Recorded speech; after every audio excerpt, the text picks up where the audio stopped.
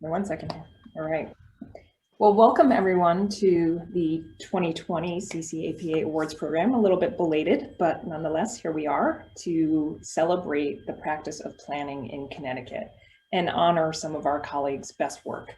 I want to thank everyone. It's great to see so many people here today. I especially want to thank Senator Austin and Representative Garibay for being here to learn more about some great work being done in their districts. I think you're going to be impressed.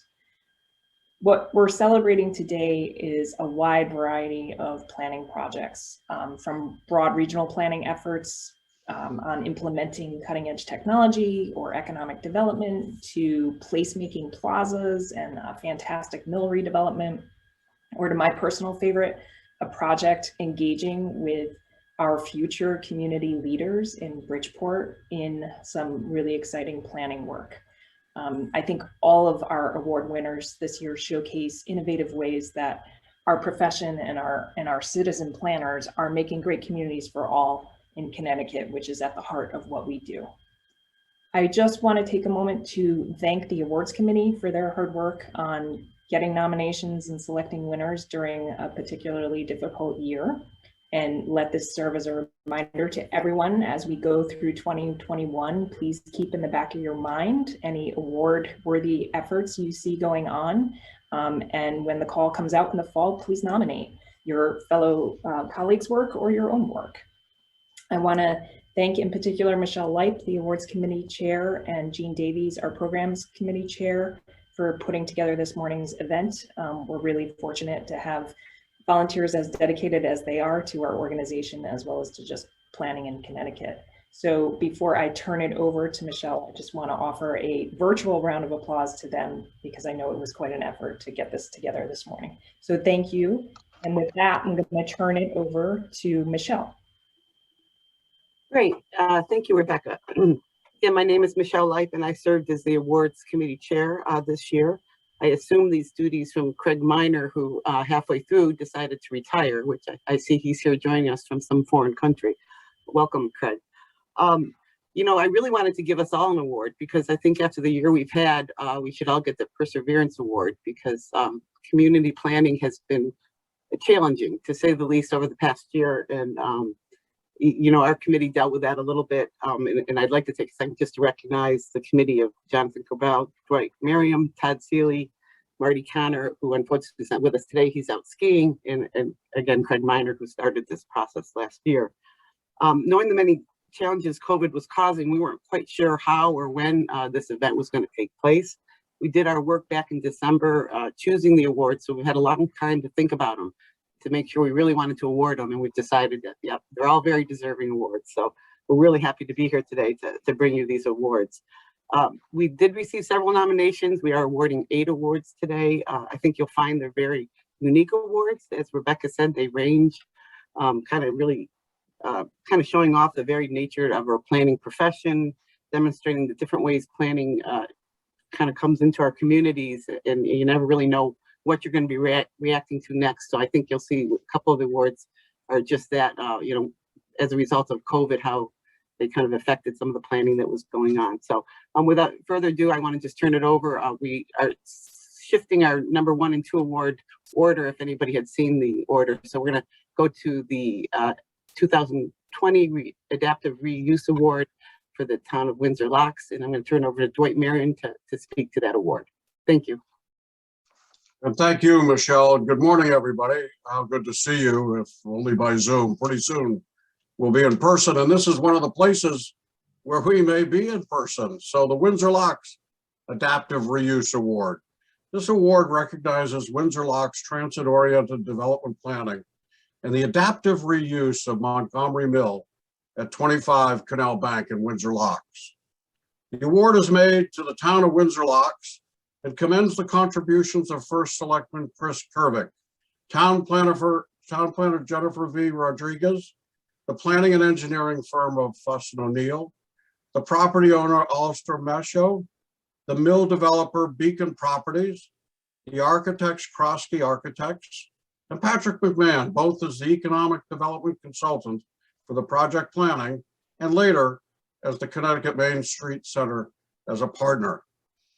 Other partners in the enormous effort included the Connecticut Department of Economic and Community Development, the Connecticut State Historic Preservation Office, the Connecticut Department of Housing, Preservation Connecticut, Connecticut Housing Finance Authority, and the National Park Service Historic Preservation. Persistent planning efforts have paid off as the long abandoned factory, the J.R. Montgomery County Industrial Complex, which started in 1871 at making cotton yarn, first manufactured there and later decorative and electric tinsels. That site has found new life with 160 residential units that many fortunate people now get to call home. The very large structure, it's 255,000 square feet at the gateway to the town overlooking the Connecticut River and Windsor Locks Canal, stood blighted and unused since 1990. Several fires, the first in 2006, damaged and destroyed parts of the complex. Vandals stole fixtures.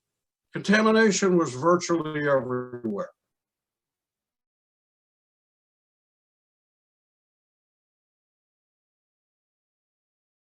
And a creative and complex funding program of nearly $63 million. The objectives were fully achieved, including, number one, revitalizing Main Street with blight removal, new commercial uses, high-density residential development, and a palpable vibrancy. Number two, creating a welcoming gateway into town and removing a major eyesore. Number three, reconnecting to and embracing the Windsor Locks Canal, the majestic Connecticut River, and the adjacent 4.5-mile state of Connecticut Canal Trail, creating and enhancing cultural, economic, and environmental assets.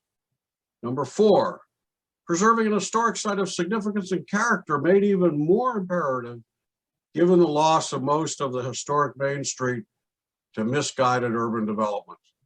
And finally, number five, connecting people to places. Connecting people to places by realizing a catalyst project as part of successful transit-oriented development along the Hartford-Springfield rail line. The rebirth of the Montgomery Mill was driven by a community vision and a redevelopment toolkit, the foundation of which was 5 different plans and regulations. The economic and social equity benefits have been remarkable. Let me just give you a few of those. 4 permanent jobs created, over 60 temporary construction jobs were created. 52% of subcontractor job hours were furnished by minorities. 16% of construction subcontractors were small business enterprises. 45%, nearly half of the subcontractors were Connecticut-based, and 23% of construction workers were classified, and this is important, as new hires. The 160 apartments are expected to generate almost $1.2 million in operations expenditures and about $16 million in resident spending, contributing to the local economy. The opportunities for more inclusion and diversity are of special note, and I'll end with this and ask your attention, is really important. Of the 160 1- and 2-bedroom mixed income apartments, of those 160, 82, more than half of them, 51%, are income restricted to various income levels from 25%, that is 25% up to 80% of area median income. And the remaining 78 market rate units have rents starting at $1,200 a month. All that contributes to diversity and inclusion in Windsor Locks. So thank you. Thank you so much, Windsor Locks, for bringing back Montgomery Mill. It's a great example for all of us of what can be done with hard work and dedication. Yes. Approximately 11.5 miles. That's it? That's it. I don't think you need that much overtime on the anymore. ground side. You could I mute. added a 1 point. Can you please mute yourself? Thank you.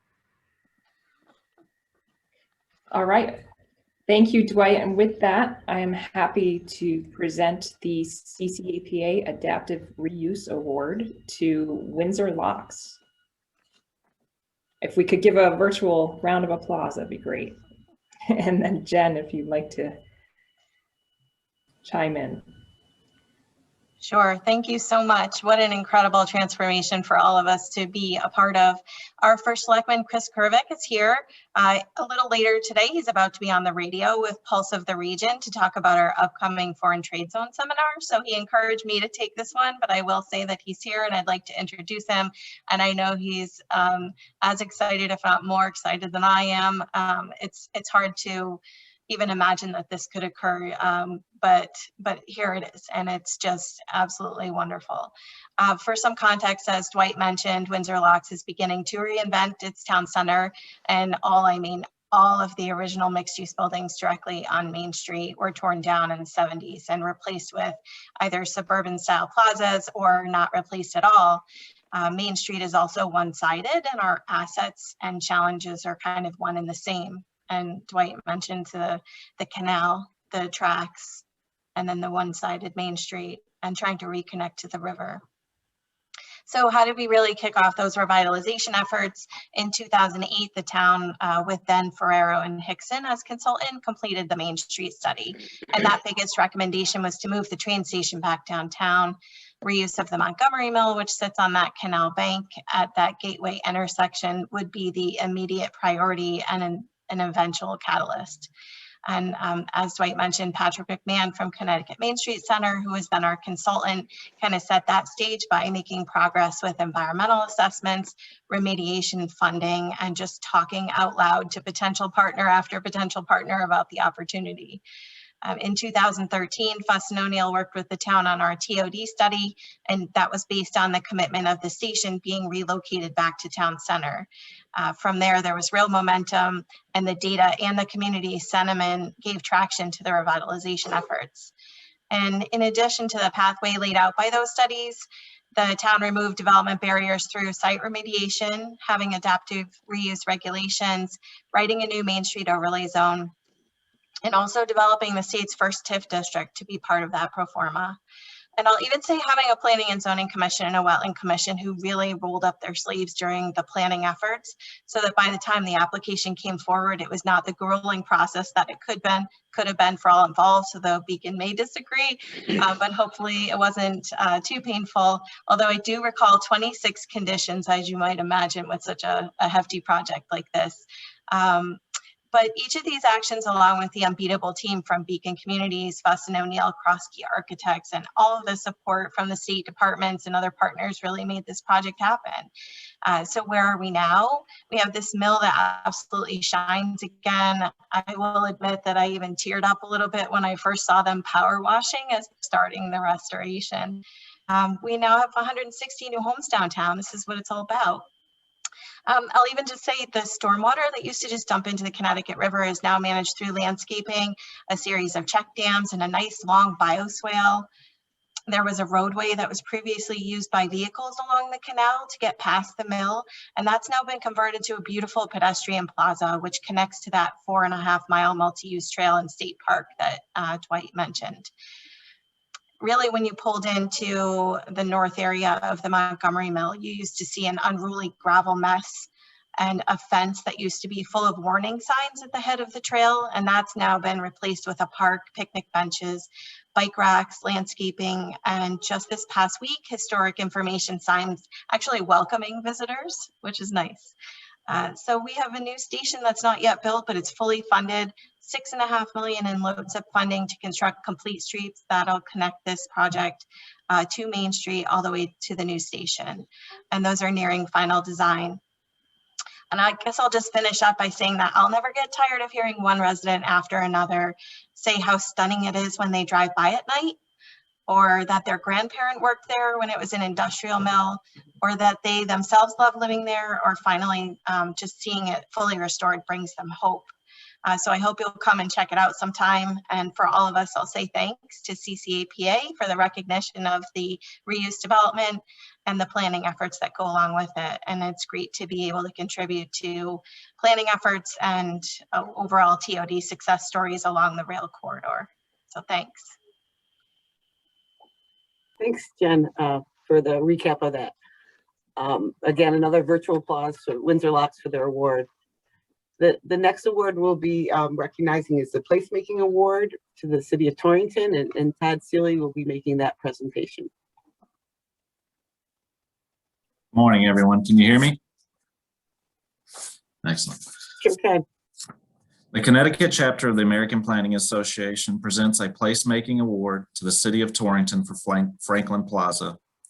The redesign of this plaza is a commendable example of creative placemaking. This project is designated as Franklin Plaza, but it also incorporated the Naugatuck River Greenway, Patterson Park, Franklin Street conversion, intersection, and parking improvements. Franklin Street was a one-way street that was part of a five-way intersection that served as the gateway to downtown.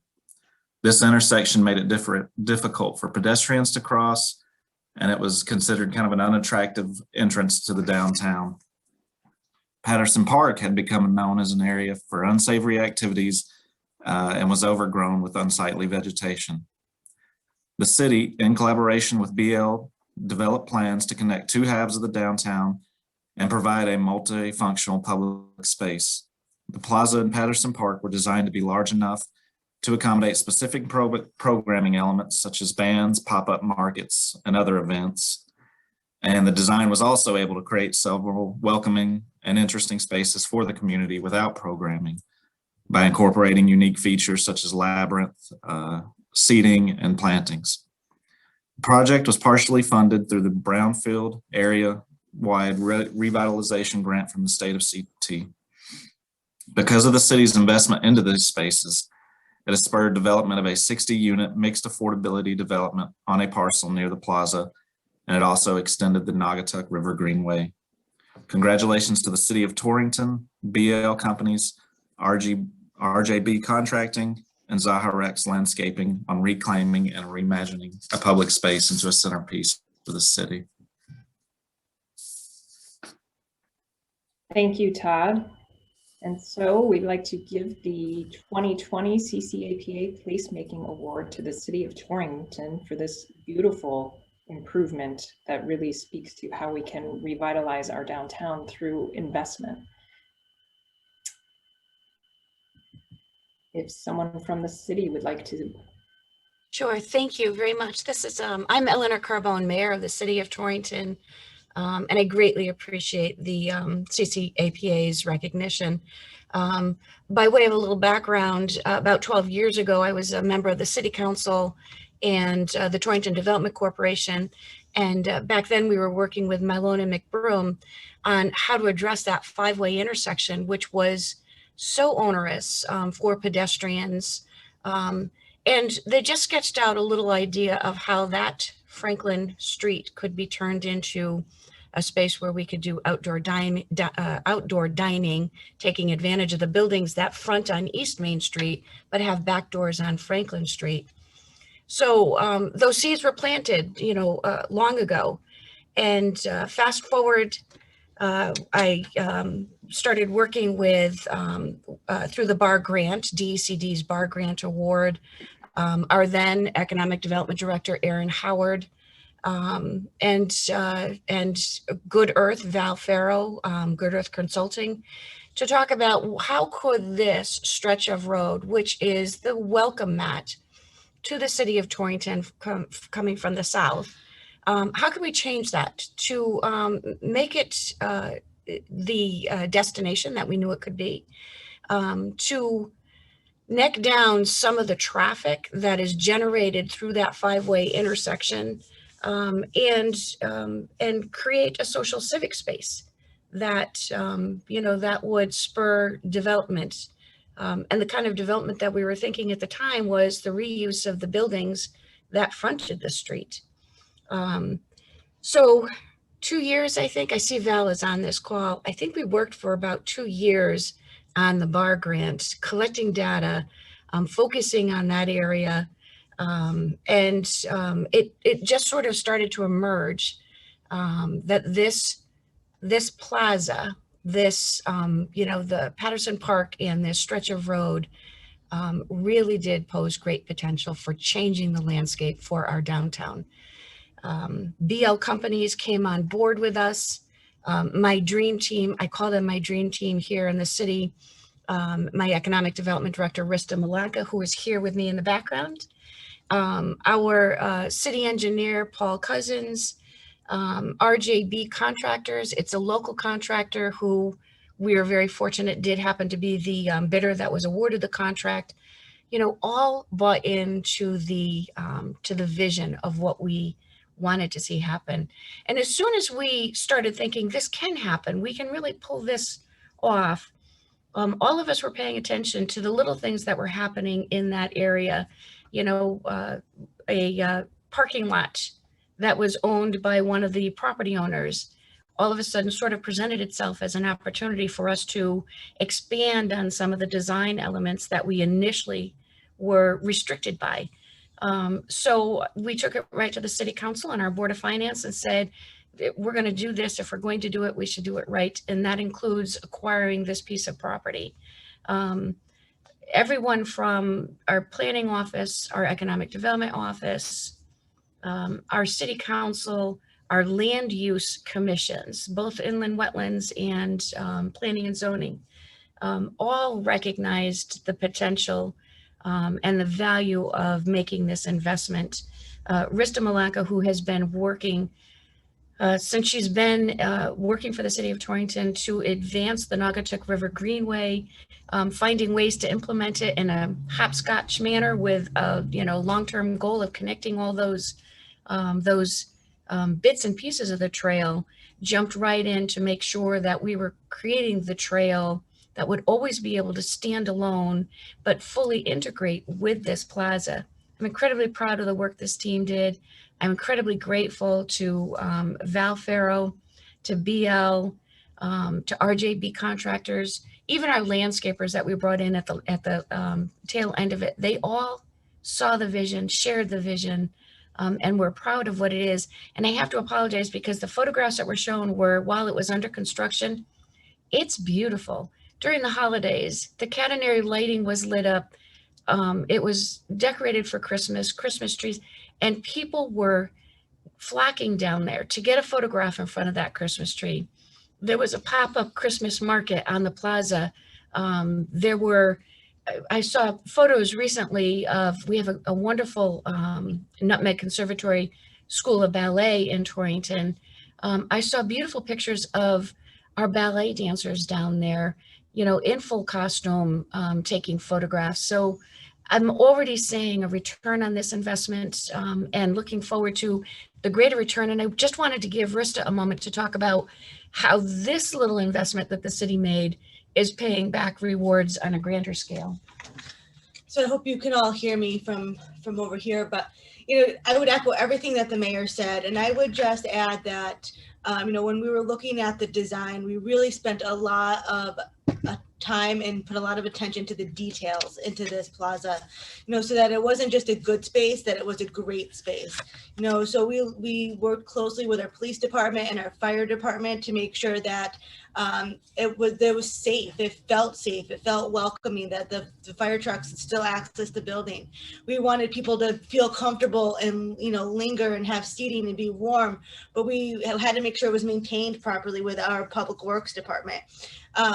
We wanted the catenary lighting, we wanted the landscape, what colors we chose. So there's a lot of attention to detail from functionality and also to be attractive. So it wasn't just this kind of vast space that people didn't feel like they can kind of be in for a long time. And once we finally created that plan and the details were done and we were starting to show people what our vision was and what the plan was, we caught the attention of a couple different developers, and we selected Penrose for a vacant, blighted brownfield property that is just east, nearly adjacent to this property. And over the past 2 years that since this has been design has been complete and under construction, we've been working with Penrose on a nearly $20 million proposed project, mixed use commercial development, 60 apartments, mixed affordability. Some of them are market rate, about 20% is market rate.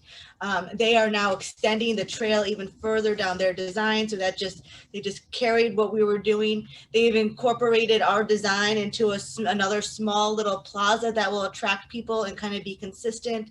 Used a lot of the same materials, the high quality brick, and different things that we have put in, and kind of set the bar high for what our downtown is going to look like, with the brick and with the granite and the lighting and the consistency of downtown. And you know, this plaza has done everything that we expected and even some more. So we're just so grateful for the vision and the support from everybody involved. Again, thank you very much to the City of Torrington and a great project. Another virtual congratulations to you. And Michelle, before we move on, I just want to make sure, I know Representative Michelle Cook had wanted to be here this morning. I want to make sure that there isn't a legislator here in Torrington's district. Okay. I know she wanted to be here to congratulate you and recognize this good work. So thank you again. Thank you. Okay, that'll bring us to our third award, the 2020 Planning for Wireless Technology Award. This is being awarded to the Western Council of Governments for their work on the Wireless Communication Task Force. Turn it over to Jonathan, I believe. Good morning. Yep, that's me. All right. Good morning, everyone. Good to see everyone virtually. Looking forward to seeing you all hopefully in person soon. We're getting to the end, so you know, hopefully by summer we can actually socially distance with a cocktail. Anyway, the Western Connecticut Council of Governments authorized the creation of a task force to develop and coordinate a telecommunication strategy to address the emergence of fifth generation broadband. A key recommendation in its recent adopted regional plan of conservation development. This is the first study conducted of its kind in the state that comprehensively addresses the municipal challenges and opportunities offered by fifth generation broadband services. Because of the range of complex issues associated with siting, public safety, and land use and regulations at both the state and federal level for the telecommunication industry, the report provided an in-depth analysis of the scope of municipal authority to regulate telecommunication systems in the state of Connecticut, including small cell wireless facilities associated with fifth generation broadband. The task force met with numerous subject matter experts and reviewed hundreds of regulations and alternative strategies across the country and state to identify 6 major strategies that will enable municipalities to develop customized regulatory and business approaches to develop 21st century wireless services in their communities. The final recommendations report summaries the benefits and elements of each strategy and provides a model right-of-way ordinance, a model municipal ordinance, identified resources and recommended improvements to land use controls based on a comprehensive review of all the state's municipal zoning regulations. To complete the regulatory strategies mentioned above, the group also identified best practices for the development of licensing strategies aimed at ensuring the public safety, environmental protection, and siting decisions are balanced with the region's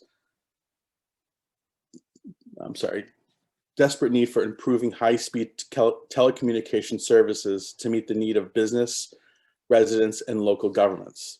Extremely important, especially given today's telecommuting.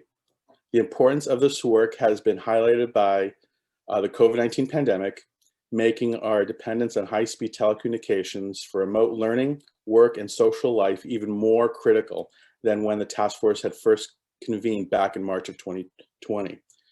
It is a blueprint for the municipal action with Federal Communications Commission's small cell wireless facilities mandate and should be of statewide value to all 169 municipalities concerned with the development of fifth generation broadband. CCAPA would like to recognize WestCog and their telecommunications task force for the Planning for Wireless Technologies Award. The work conducted by this task force is a wonderful example of planning for the future and providing recommendations and a framework planners throughout the state may and should utilize. So I'd like to thank WestCog and the Telecom Task Force for their work. Thank you, Jonathan. And I am happy to present the CCAPA Technology Award to WestCog. I'm just been scrolling through. Do we have anyone from WestCog in the room or anyone from the task force? Yes, this is Charles Vidic. Can you hear me? Yes, thank you. Yes. Well, it's really a great honor to get this award and to speak on behalf of our task force. It was kind of an unusual event in that the Plan of Conservation and Development was adopted in January, just before COVID-19 hit. And in that adoption and approval, the Council of Governments members, all 18 municipalities, unanimously said, we need to address telecommunications. And lo and behold, well, we did have one meeting that was actually in person. Everything was done virtually through this process. And it was a testimony to the challenges that we realized on a daily basis in working with our task force to accomplish our objectives, to see the bandwidth problems that we're facing today. Even those who are living in upper income neighborhoods were challenged by the high amount of traffic that was on the internet during this period. And it became very clear to us that a municipal role was needed in this process. We were grateful that we had some very important members of our community involved in the task force, including Jamie Stevenson and Lynn Vanderslice, and initially Rudy Marconi. He had to leave because of COVID-19, but the group worked through many months of efforts in consultation with many metropolitan leaders in this country, Boston in particular, but we consulted with most of the major metropolitan areas in the country that were working on fifth generation mobile broadband and fiber optic service as well, not just the wireless, but the wired communication strategies. So what this report really does is pull together the best practices that exist across the country, but customize those practices so that they're useful and applicable within Connecticut law and within Connecticut practice. And one of the challenges, of course, was to look to see what other municipalities were doing in Connecticut. And as you may know, if you're familiar with Connecticut zoning, a lot is in the Connecticut zoning regulations, but it principally deals with the 1996 Telecommunications Act, which dealt with towers and not with small cell wireless facilities, nor with the challenge of fiber optic being brought into the home. So we found that there was really nobody looking at this issue in the role of municipalities in planning and zoning commissions. And this was a real kick in the pants for us to get going and to try to do something that our municipalities could work on. And as a result of this initiative, a number of our towns are now working together to develop specific strategies to implement this. I'm very grateful to all of the members of our task force that participated in this, as well as the entire group of our chief elected officials for 18 municipalities who authorized this to go forward and have enabled this to result in such a, what we think, potentially useful document for many others. So I want to thank you, and I want to thank Kristen Floberg, who's my colleague, who also made this possible. Thank you. Thank you, Charles, and thank you to Western Council of Governments for their hard work, giving us all a head start in this important issue. The next award we'd like to recognize is the 2020 Tactical Urbanism Award to the town of West Hartford, and I think Todd Seeley is here to make that presentation. Todd? Yep. The Connecticut chapter of the American Planning Association presents a Tactical Urbanism Award to the town of West Hartford's Outdoor Dining Task Force. Under the direction of the town manager, the task force included staff from the Building Division, Corporate Counsel's Office, Economic Development, Engineering Division, Fire Marshal's Office, Health District, Planning and Zoning, Police Department, Public Relations, and the Public Works Department. A detailed online survey was created to gauge retailer and restaurant interest in expanded outdoor dining and retail opportunities due to the COVID-19 pandemic. Based on the overwhelming interest expressed, the task force worked on developing an online expanded outdoor dining permitting process and an expanded outdoor dining plan for the center. The town's approach to accommodate restaurants was a notable example of community-led decision-making. By inviting the public, businesses, stakeholders to collaborate with multiple departments in the decision-making process, the town was able to successfully reconfigure public spaces and efficiently process outdoor dining permits. In the center of West Hartford, 67 on-street parking spaces were converted into outdoor dining spaces. In total, the town approved 43 outdoor dining permits that added 1,500 seats for restaurants. The town expedited the permitting process to an average time of 2.8 days, which helped businesses to set up quickly and safely. The collaboration between departments, the accessibility given to the public for the decision-making process, and the success of the outdoor dining permitting process are all exemplary. The efforts made by the Outdoor Dining Task Force have fostered community participation, transparency in the decision-making process, and showed creativity in reimagining public spaces. This committee and the successful implementation of the outdoor dining serves as an example of how towns can serve their communities and support their local economies during a crisis. And I would just like to add, as someone that helped coordinate the efforts in my town, I know what an undertaking that was and how quickly you had to shift gears and adjust, and how hard the restaurants were hit in this, during this pandemic. So I just really commend the Dining Task Force in West Hartford for their efforts and to make this transparent and to support their local economies. Thank you. Thank you, Todd. And you're right, this was really a shining example of response to a time of crisis. So we are pleased to present the CCAPA Tactical Urbanism Award to the City of West Hartford. If you'll join me in a virtual round of applause.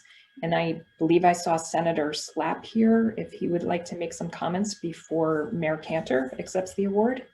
Sure. Yeah, thank you. No, it's my pleasure to be here and virtually and to see all of you. I see an old friend, Joe Piscatelli from New Haven, from my days working down there. So good to see you.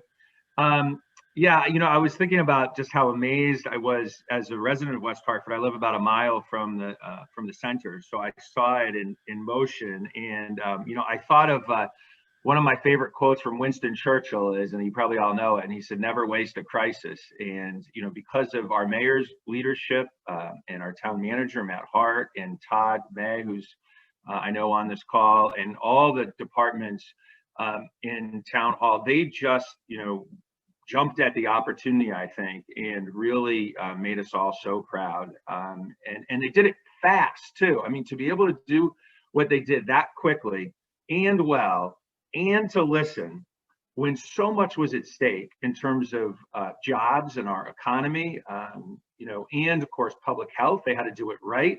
And our mental health too. I mean, as we all know across the state, it's, you know, our restaurants so important to our quality of life. And in West Hartford, I think, and maybe the mayor would, maybe she'd add a couple to my list, but I would say for us, it's schools, sidewalks, and restaurants are the three of the things that really make our town so special. So I just want to say how grateful I am and impressed with the team at Town Hall led by our mayor. And I'll wrap up with my other favorite Winston Churchill quote. And he says, "I am an optimist. It does not seem too much use to be anything else." So I'm thinking, what's next, right? And we don't need a crisis necessarily, but I know the mayor and her leadership is always thinking ahead. So with that, I'll hand it back to you, but thanks again for having me here, and congratulations to everyone.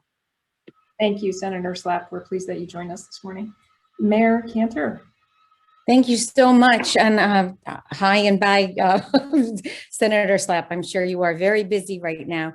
Thank you all. It is really impressive to listen to all of the award winners, and my mind is going, listening, and obviously you want to inspire and share all your good ideas. So I'm so thrilled to be a part of this, and I want to thank the American Planning Association for all their work in doing this award during 2020. I actually didn't want to see 2020 written down anymore anywhere, but we'll have to endure.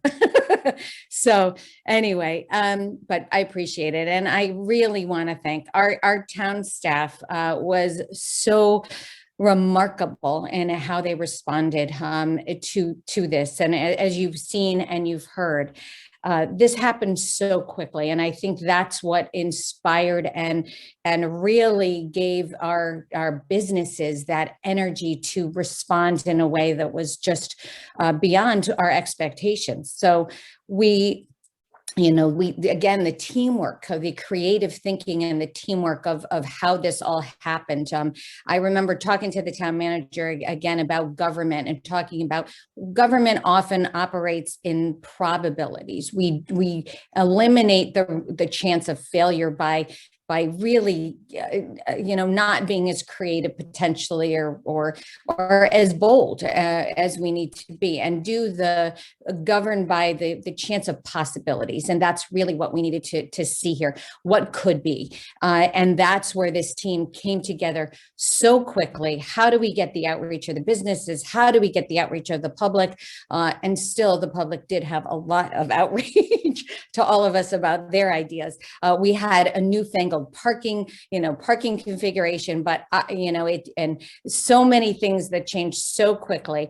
But the collaboration of this team to do the infrastructure improvements, again, to envision, do the infrastructure improvements, and then keep this a safe space because it was this sense of normalcy and this sense of vibrancy that we wanted to create, but we also wanted to keep people safe. So I want to thank obviously our town manager who coordinated, really was the orchestra director here, but without the real motivation and the vision of our town planner, Todd Dumais, our John Phillips, our public works director, who actually really made so much happen. He was probably the stagehand and did everything so remarkably. Dwayne Martin, our town engineer, Kristen Gorski, who did so much outreach to our businesses and constantly does. And then our communications team that was so important to, again, making sure that the public was aware of what was happening and the change in the traffic configuration and all that happened.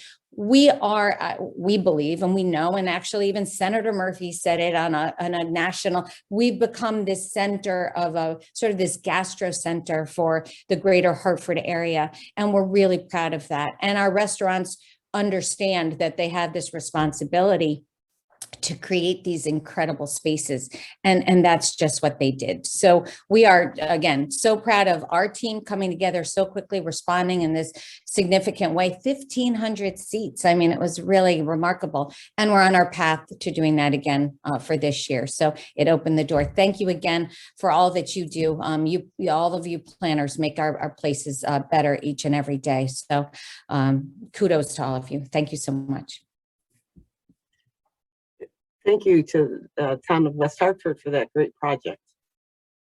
The next project we're going to be turning to is going to be the 2020 Rural Regional Economic Strategy Award, and this is being presented to the Northwest Hills Council of Government for the annual CEDS update and performance report publication that they put out. I will be speaking briefly to this award.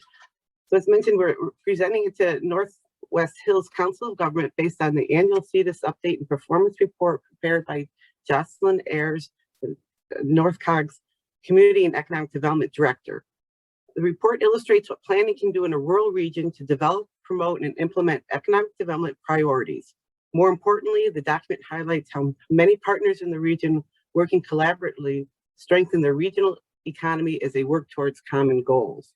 This report, issued in the midst of the pandemic, highlights the adjustments that are being made to the region's goal on the fly in response to our new reality. The timeliness of the report is as important. It not only reports on the ongoing activities in the region, evaluating previous goals against what they're experiencing during the COVID pandemic, but they're already adjusting their strategies while reevaluating and setting new goals for the next year. Recognizing the overall goals and CEDS initiatives remains as relative and critical as ever. The following are a couple examples of adjustments made as a direct response to the pandemic. The Northwest Connecticut Food Hub launched a new farm share program, partnered with local restaurants who offered curbside pickup of fresh, locally grown produce to support these small businesses as well as meet the residents' needs. Discover LitchfieldHills.com quickly transformed into a platform to help residents find services during COVID-19 and support local businesses, adding new features, allowing businesses to list whether they are offering curbside pickup, gift certificates, online or virtual events or services. The site also added a resource directory for businesses and residents, critical, I'm sure, for folks in that region. Plans for the 2020 Visitors Guide were put on hold, but the experience of this past year with new residents coming into the area has impacted the resources and plans for the 2020 Visitors Guide, and they do intend a new guide for new residents. It's also under consideration.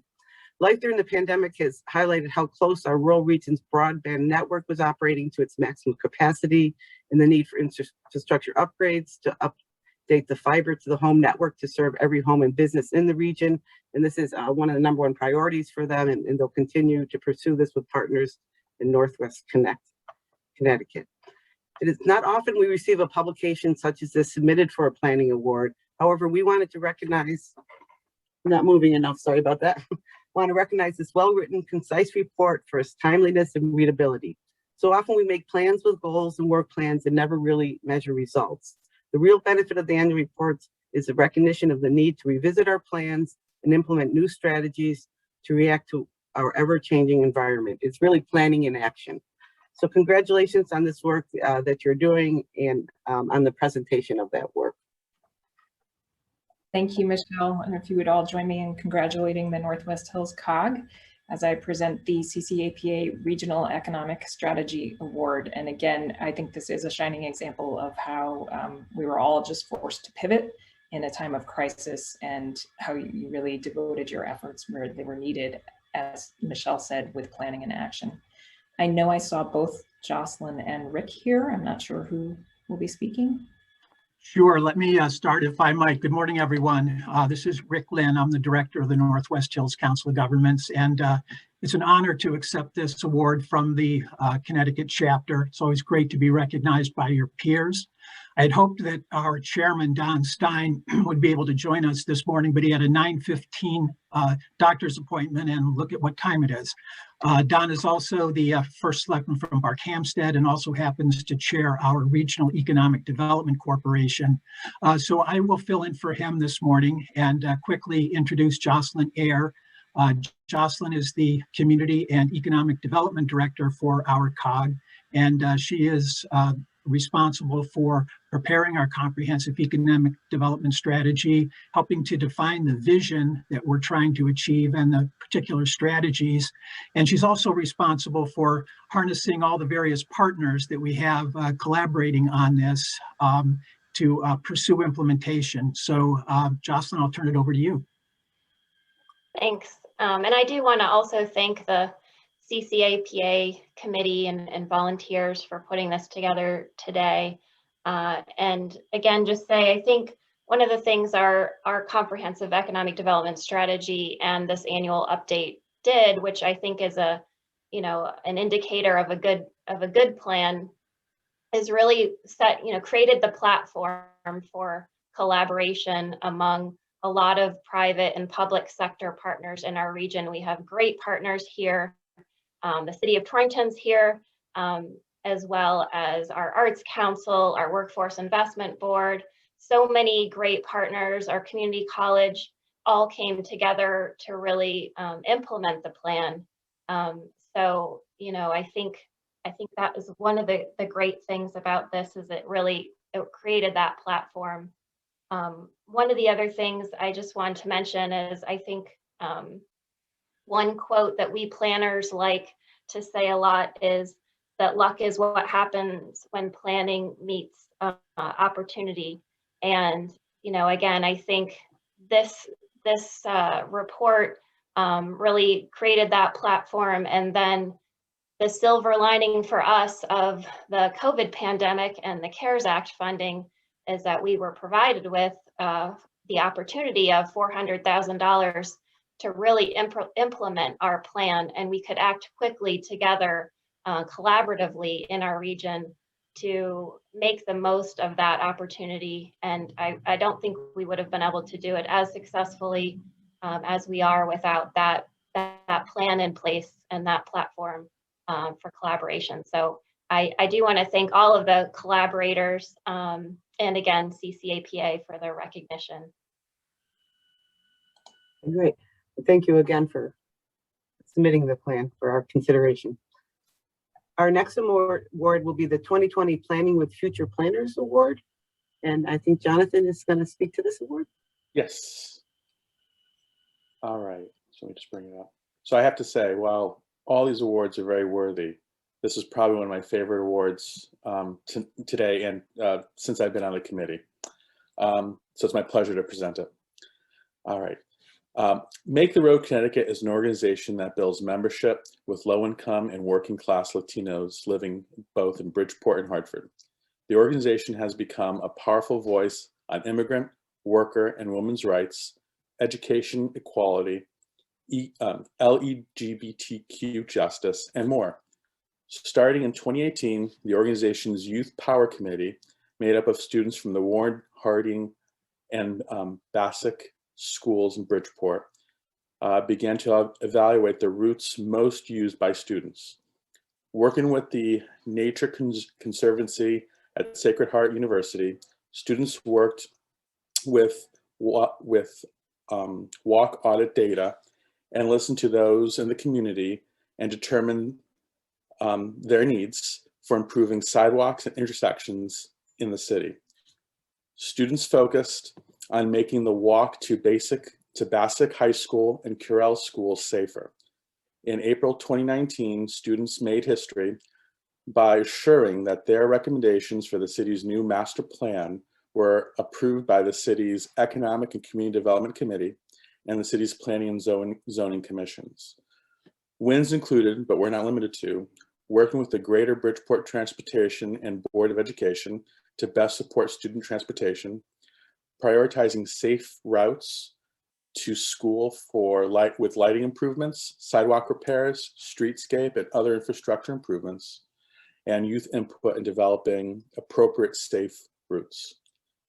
The Youth Power Committee campaign culminated in real action in September of 2020. A repaving and installation of permanent streetscape improvements in one of the city's most dilapidated and unsafe intersections, and that was in Bridgeport. The intersection of Laurel Avenue and Grove Street. Students were able to create colorful new streetscape, bolstering the appearance of the intersection and improving safety by keeping students safe when walking to school. The CCAPA recognizes the Youth Power Committee and their hard work in Bridgeport. This is a wonderful example of getting youth, particularly underrepresented youth, interested in the profession of planning. So it is my pleasure to present this award, and I would love to hear more. Thank you.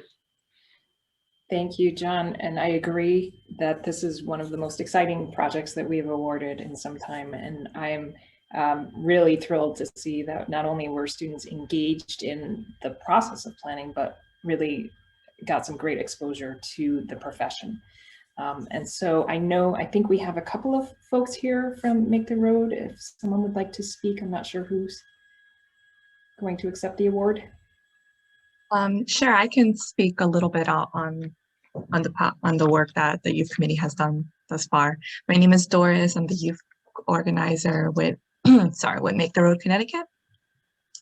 And just kind of echoing what has already been said, Make the Road is a community organization that activates and engages with working families together to help lift their voices and empower them to take spaces and make space for those who in the past felt powerless. And our priority is to help equalize our community.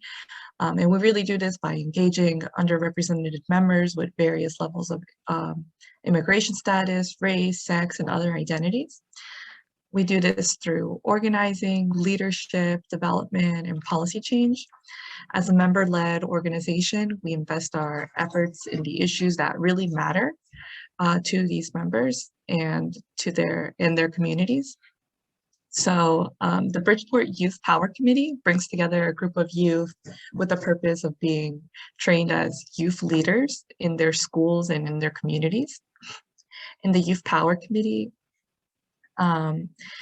they get a chance to learn about reforms that are underway in other places and to help our youth frame their campaign and think big.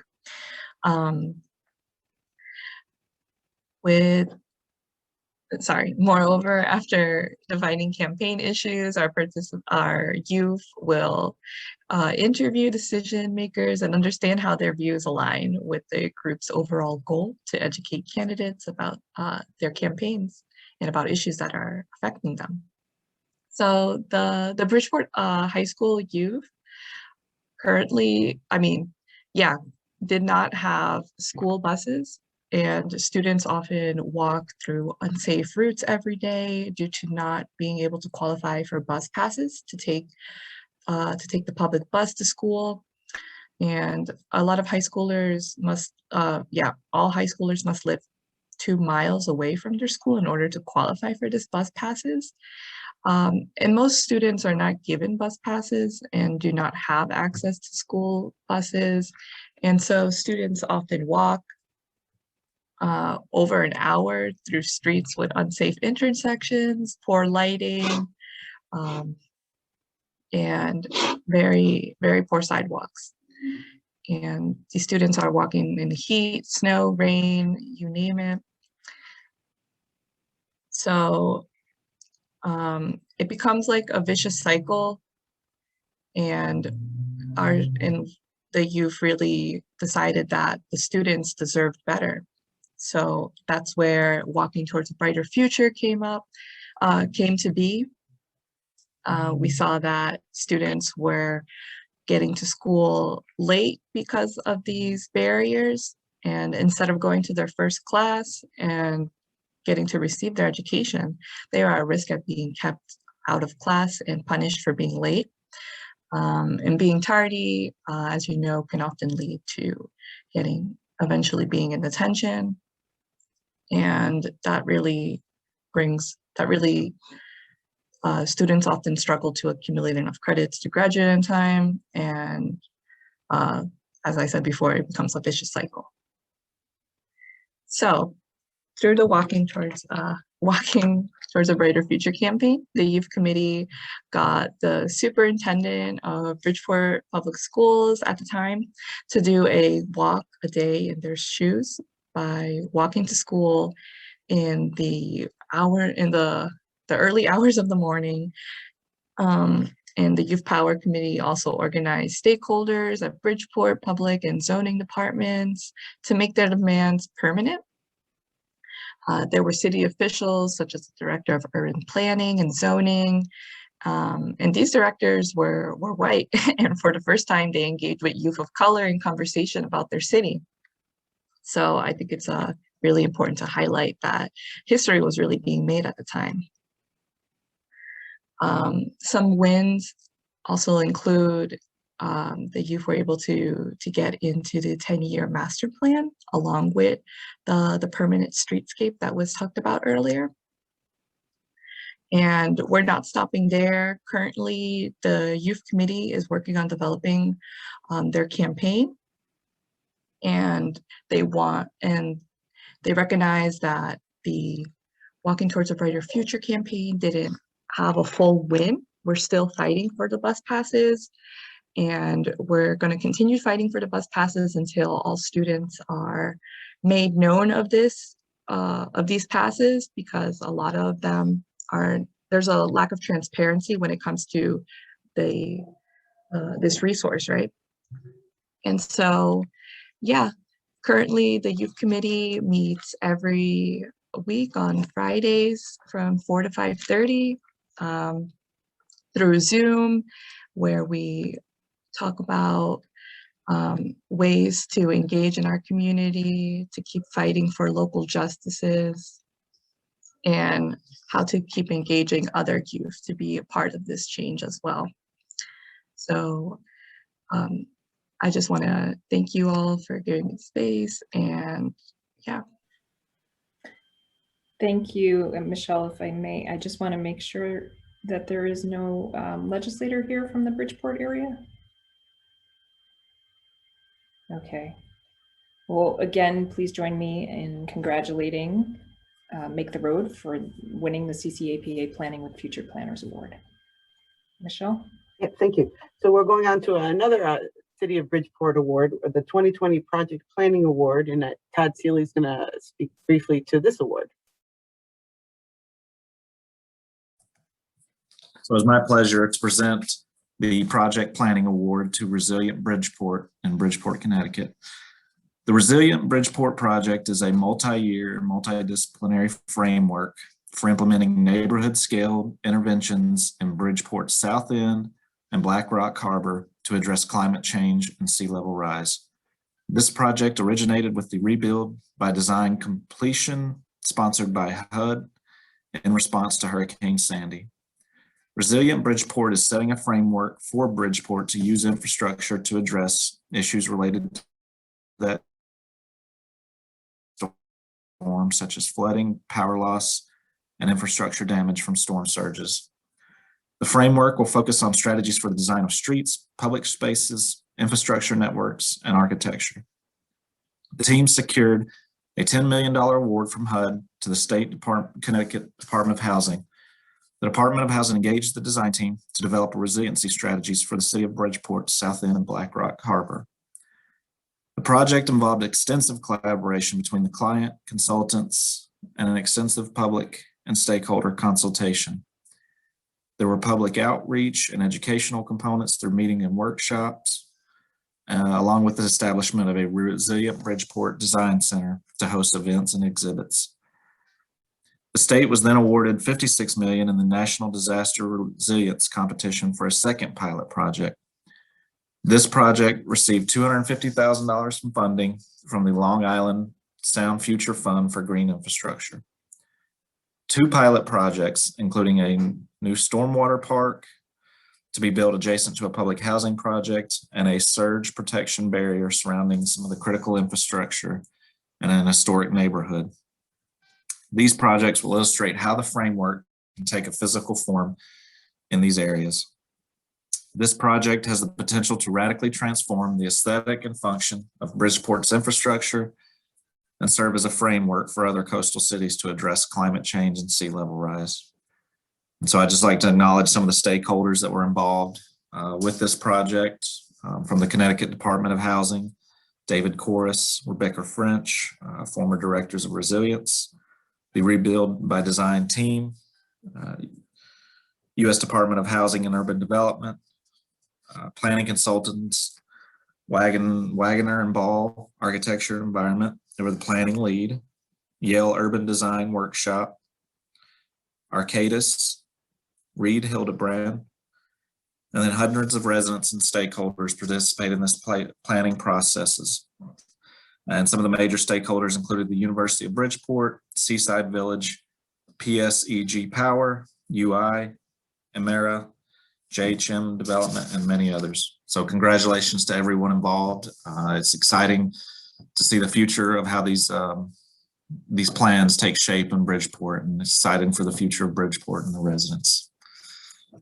And climate change plan as well. So congratulations to everyone involved. Thank you, Todd. And I'm pleased to present CCAPA's Adaptation Planning Award to the City of Bridgeport. If you could all join me in a virtual round of applause. And as Todd just mentioned, there were a lot of actors involved in this process, but I know I saw Lynn Haig here. If you would like to say a few words. Sure, I certainly can, but I think Alan Plattis from Yale is really the one who should be speaking about this. Okay, thank you. I'm actually going to defer to my colleague, Andre Harwell, on this, but thank you. Hey, everybody. So, you know, Alan and I are the directors of the Yale Urban Design Workshop, which is really just a tiny part of the team that over the last now 7 years has been working on this incredible project in Bridgeport. As you know, one of the greatest challenges Connecticut is facing over the next decades is going to be enacting strategies that can deal with climate change and sea level rise, especially in our dense and diverse urban communities. And we really hope that this project provides a new planning model for thinking about integrated strategies that can leverage infrastructure investment to reap a whole range of different kinds of benefits.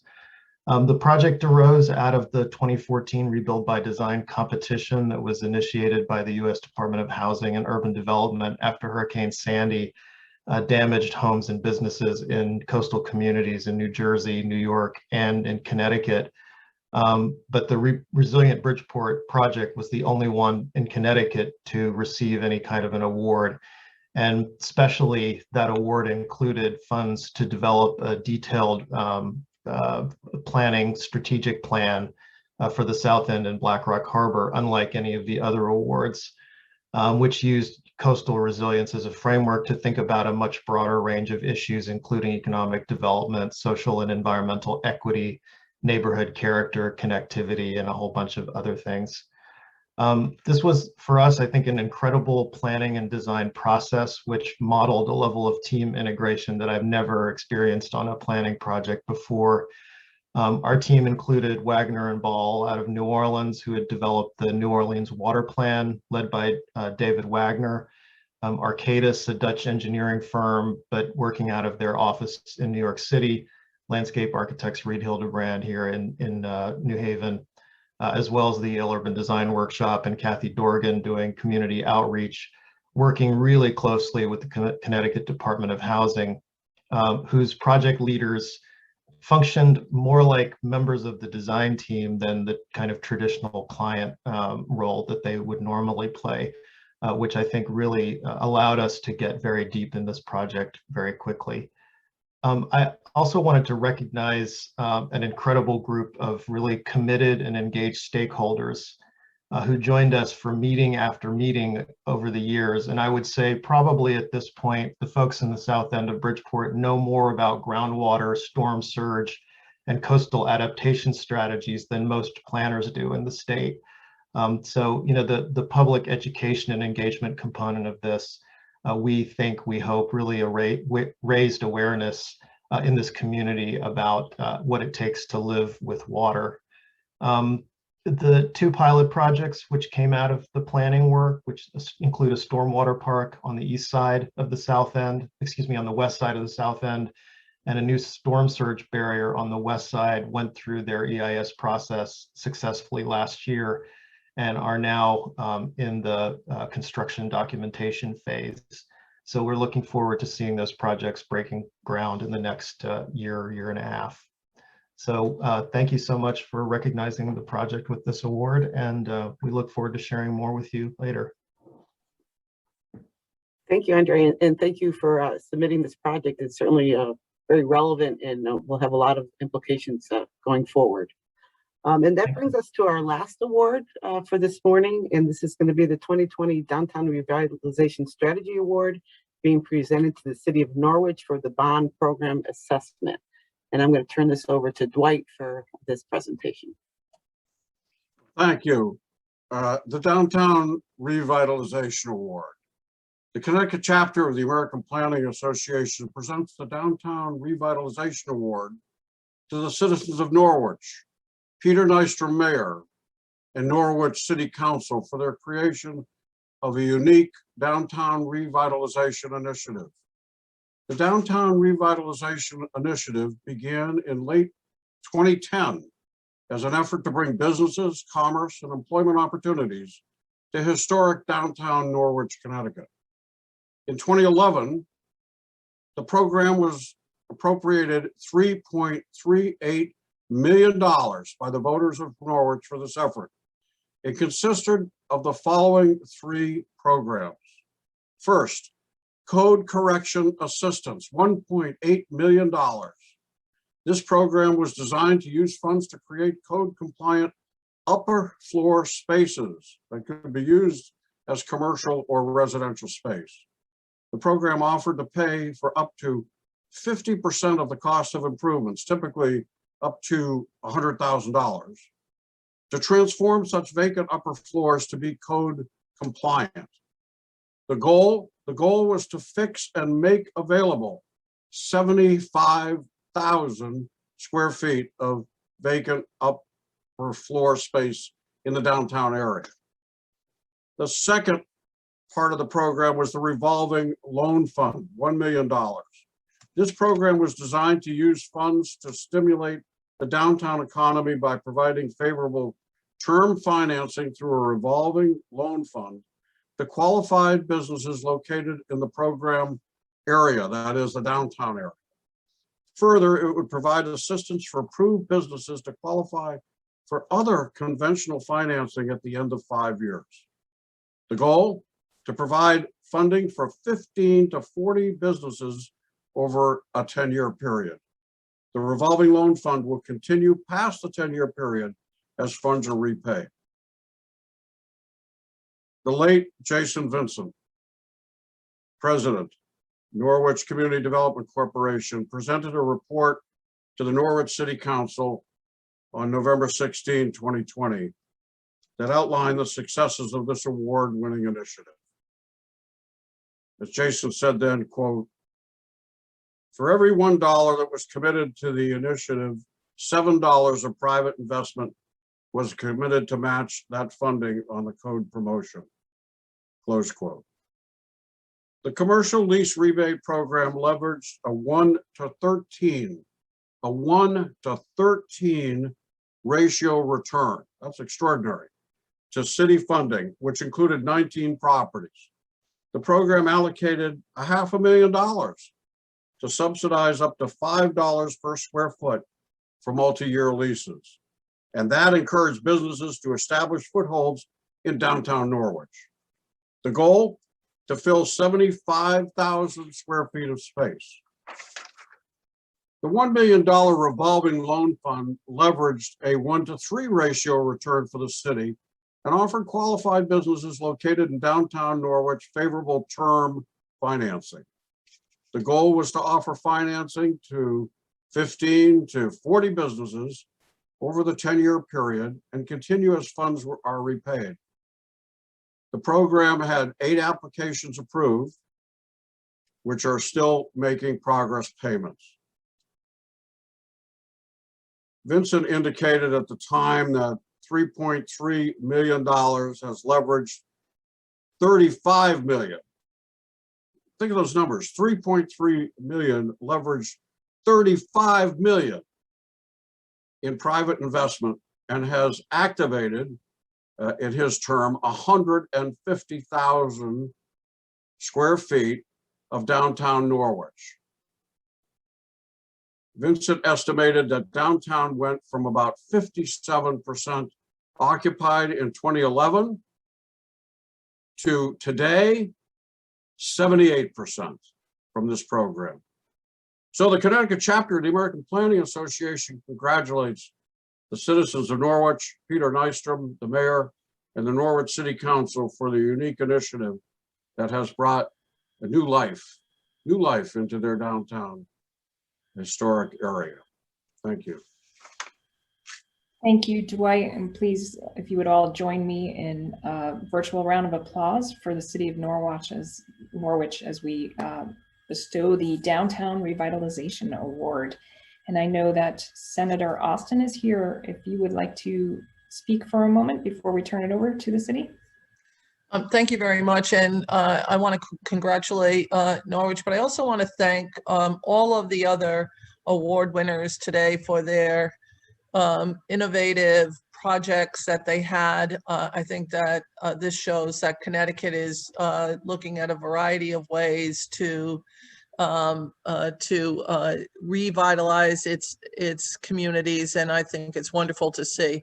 And without a good planner, where would we all be?